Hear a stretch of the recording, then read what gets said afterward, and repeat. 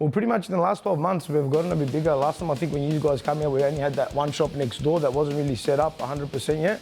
That's completely set up now, so we do a lot of fabrication work. We do a lot of plumbing of all the airflow fittings. Also next door now, we're actually hiring out the workshop, so people can come bring their own cars in, work on their own cars, they plumb their own cars up. A car that in another workshop probably takes 2 weeks to do, here you could do it in a couple of days because all the parts here, there's no running back and forward. And sooner or later, we're gonna have a dyno in there too, just so we've got an all-out workshop here. People can come here and do everything they want. Yeah, diesel range is always expanding. We've got all the diesel parts here. A lot of guys are doing up the diesel parts. We get a lot of people that have got the race cars that want to do up their tow cars as well now too, you know what I mean? So we've got intercoolers, we've got pretty much everything for diesel stuff, you name it. So pretty much everything you need, we're gonna have it here in stock. If we don't have it in stock overnight, if it's gotta come from America, we could get 2-day shipping here from America.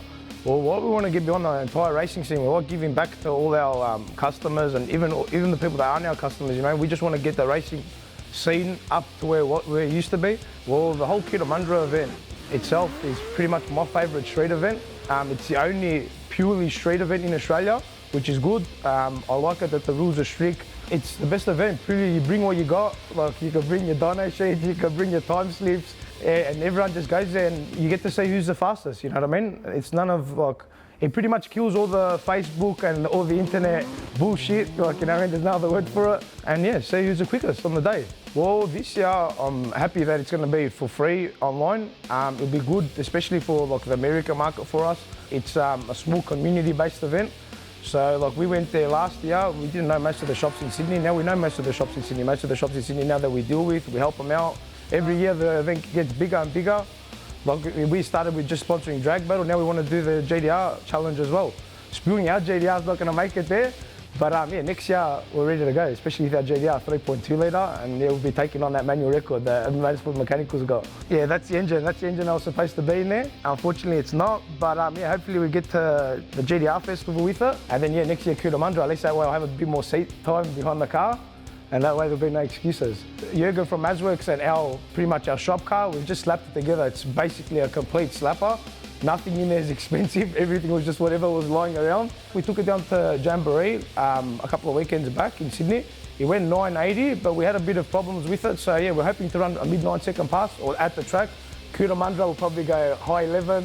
If we get a late second pass, we'll be wrapped. Yeah, we've got a pretty good relationship with most workshops here in Melbourne. Most workshops do use us. We'd love to get all the workshops down to Cootamundra, but unfortunately this year, the only 2 workshops that did make it was John from JMA. He's bringing down 2 cars, and then Ender's bringing down his Sylvia with the 2J in it. That was there last year as well. Since you last visited, we've done plenty more GDRs, probably another 5 or 6 over the 500 kilowatt mark. Since doing the workshop preview, it has expanded the business. People are more comfortable coming to see us, build a bit more of a rapport in that way. So Jake's, which you've seen, is a 3.2 hypertune Plemons, hypertune exhaust manifold. That makes 1,017 horsepower. Goal, we just want to make it back in one piece. That's the honest truth. If we run a consistent 9 there, we'd be wrapped, being that it's never really been raced. The second one is Tristan's, pretty simple bottom end. In one block, rods, pistons, pretty decent cylinder head on it, 6870, a straight cut box in it, nothing out of this world. That makes 605 kilowatt. Once again, want to run a 9, drive it home and everyone smile and we'll be happy. So as I said, the 2 main things that I'm concerned about with Golden Cuda that I've been hearing about is surface. Although it has been resurfaced, we still don't know. So between tyre pressures, pulling boost out of the line, we can just hope. The other thing is this Cootamundra curse that I hear so much about. Everyone gets to their car's running amazing, take off the trailer and you break a shaft or something goes horribly wrong. We're hoping that we've got all the bugs out. When we get there, we'll, fingers crossed. The only Cootamundra that I've been to was last year. We've done okay for a brand new car. Since then, it's been about 12 months now. The car's come a long way. I think what I learned at Cootamundra was, especially for myself, being, tuning the car myself, it's a very, very fine line of how to control boost and power levels on launch compared to a racetrack. It's very different. It's demanding. Like, you really need to concentrate and really set up that launch right because it's all in the launch. The first time we got it to run completely down the quarter mile was something like a mid-10. We jumped straight from 10 to an 8, so we skipped a whole 9. Every time we went out, we PB'd. We went 890, 880, 860, 8:25. I probably even missed a couple.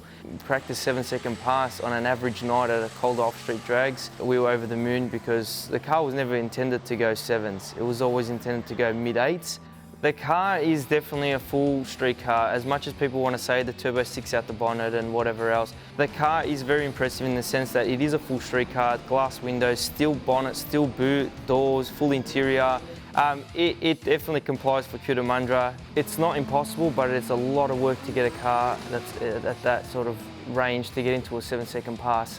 Where we are with the car right now, 781, 171 is definitely a big achievement.